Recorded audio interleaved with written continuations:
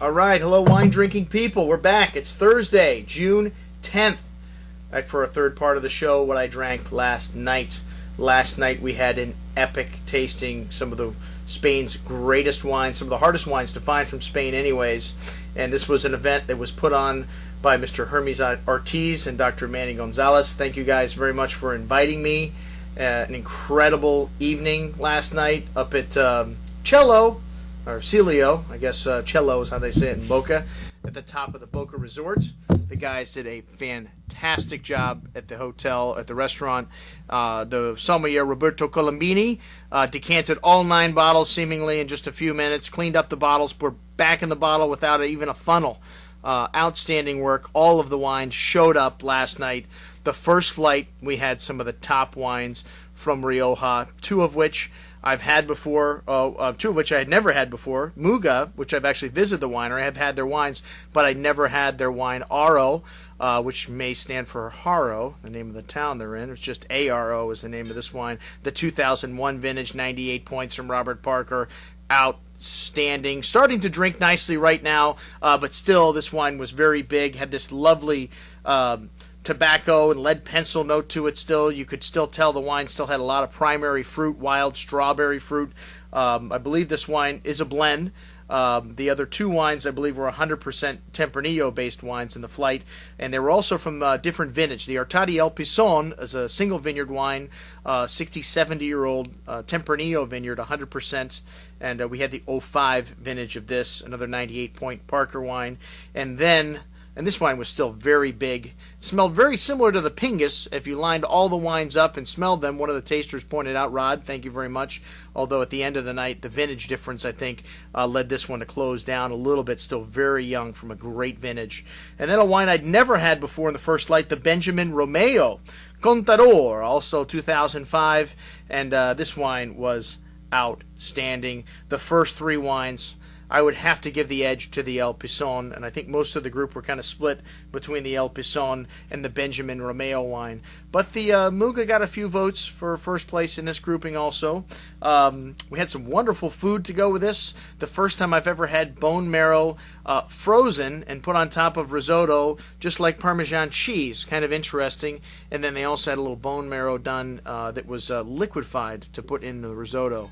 Very decadent evening, some foie gras served sliced, and then a very interesting frozen torchon ball of foie gras that was fried, breaded and fried, that was liquid inside. Really, really neat stuff, and all low calorie.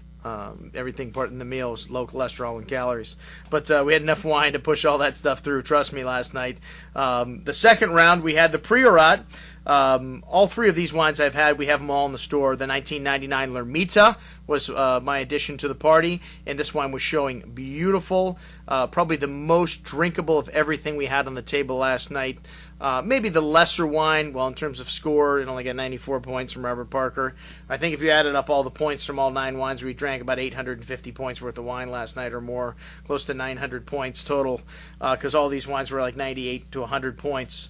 But the Lermita, a 300-case production, the oldest Carignan and Grenache vines that Alvaro Palacios has in the Priorat. He's one of the original 5, as is Daphne from Chloe Erasmus. We had her 2003, and this wine, thank you, Bill Gilla, outstanding. I think I sold this wine to you, and one of the things that I will do if you're a good friend is sell you wines that I get a very limited amount of, like this 03 Chloe Erasmus, that was a 99-point Robert Parker wine, but a real blockbuster. You could taste a little bit of that slaty minerality that you get from the Priorat, some of that Garrigue, but this wine was a fruit bomb. It just exploded in your mouth with like crushed raspberry coulis like fruit, little red licorice, very exotic. This was the wine of the night for almost everybody at the tasting. The Maassduyks, also killer, but maybe not quite as exotic as the Chloe Erasmus, the same vintage, but just a shade less than that. I have killer written on my sheet already 3 times, and we're only at the second round here.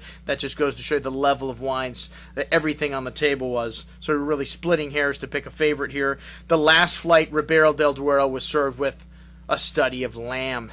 I've never had such great lamb that I've had in Ribera del Duero in Rioja, and we had ram riblets, which were outstanding. We had some lamb chops, which were very nice. and just an outstanding job by the food. And then again, the service last night was fabulous. We had 9 Riedel Bordeaux glasses in front of each taster last night, and just a wonderful job decanting the wines and getting them ready. Lots of pictures. Hopefully I can grab one of those for this email of last night that the guys took. I'll try to get them to email me one to throw it on this.